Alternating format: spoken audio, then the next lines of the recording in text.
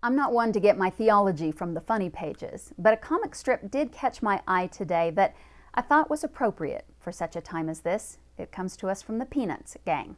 Charlie Brown and Snoopy sitting on the dock looking out over the horizon, and Charlie Brown observes, "One day we will die, Snoopy."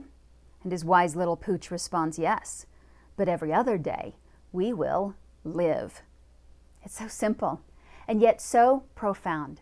And at a time like this, when it feels like we are engaged in battle at every turn, at the highest levels of our government, to the most intimate levels of our relationships with family members, friends, even fellow Christ followers, it seems like more people are speaking death into the world and into people's lives rather than life.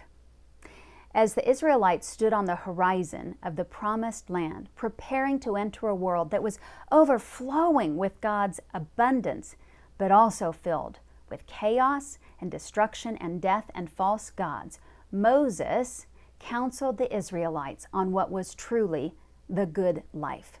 "See, I have set before you today life and prosperity and death and adversity. In that I command you today to love the Lord your God, to walk in his ways and to keep his commandments and his statutes and his judgments, that you may live and multiply, and that the Lord your God may bless you in the land where you are entering to possess it. But if your heart turns away, and you will not obey, but are drawn away and worship other gods and serve them, I declare to you today that you shall surely perish.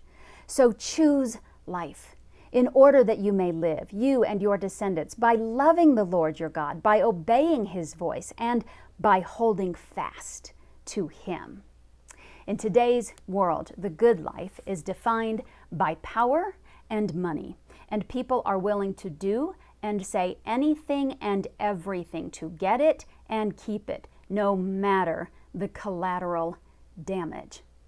But as Christ followers, we define the good life differently. Our definition of the good life comes from the one who gives life. And he said to him, "You shall love the Lord your God with all your heart and with all your soul and with all your mind. This is the great and foremost commandment.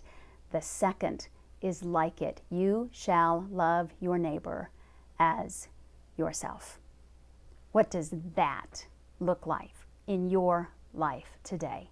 What does that good life look like in your sphere of influence among your family members and friends and fellow Christ followers? Are you speaking life into their lives, or are you speaking death into their lives?